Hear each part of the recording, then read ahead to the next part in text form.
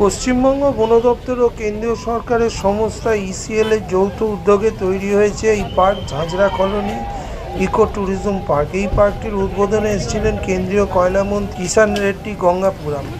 এই অনুষ্ঠানে পশ্চিমবঙ্গ বন দপ্তরের কোনো কর্মীকে আমন্ত্রণ জানানো হয়নি। পশ্চিমবঙ্গের মাটিতে তথা পশ্চিমবঙ্গ সরকারের যৌথ উদ্যোগে এই অনুষ্ঠানটা সুপরিকল্পিতভাবে অনুষ্ঠিত হওয়া সত্ত্বেও এই নবসজ্জিত পার্কটির উদ্বোধনে ঝাঁঝরা কলোনি ইকো ট্যুরিজম পার্কে কোনো রকম বাংলা না লিখে শুধুমাত্র হিন্দি ও ইংরাজিতে সমস্ত বোর্ড লাগানো এবং প্রচার করায় সেটা নিয়ে প্রতিবাদ করল বাংলা পক্ষের সদস্যরা।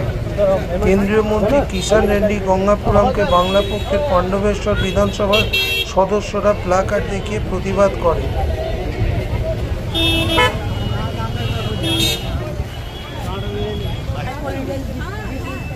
কি হয়েছে, তোমরা এরকম করে আজকে কেন দাঁড়িয়ে আছো?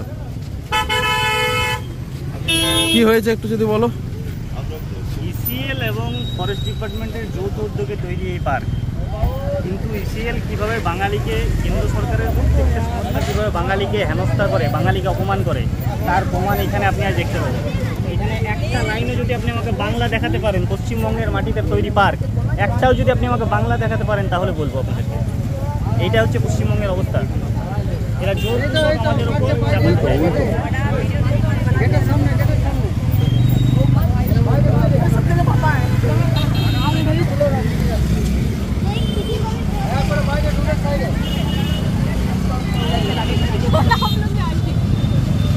পশ্চিমবঙ্গের মাটিতে এই পার্ক, পশ্চিমবঙ্গের ভাষা আজকে ব্যক্ত। এখানে পশ্চিমবঙ্গের অফিসিয়াল ল্যাঙ্গুয়েজ বাংলা নেই। কেন নেই?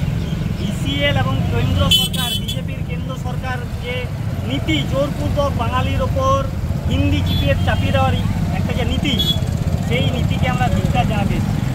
আমরা মিনিস্টার এসছেন, মিনিস্টারের প্রোটোকল, মিনিস্টারের সামনে যাওয়া যাবে না, মিনিস্টারকে জিজ্ঞেস করা যাবে না। মানুষের ভোটে মিনিস্টার, কিন্তু মিনিস্টারের কাছে প্রশ্ন করা যাবে না। এটা ভারতবর্ষের অবস্থা। কেন্দ্রীয় মিনিস্টার, তার তো কাছেই যাওয়া যাবে না। তাই আমরা লিখিতভাবে জানালাম এই রাজ্যটার নাম পশ্চিমবঙ্গ, পশ্চিমবঙ্গের অফিসিয়াল ভাষা বাংলা, তাই বাংলাকে অবহেলা করা যাবে না।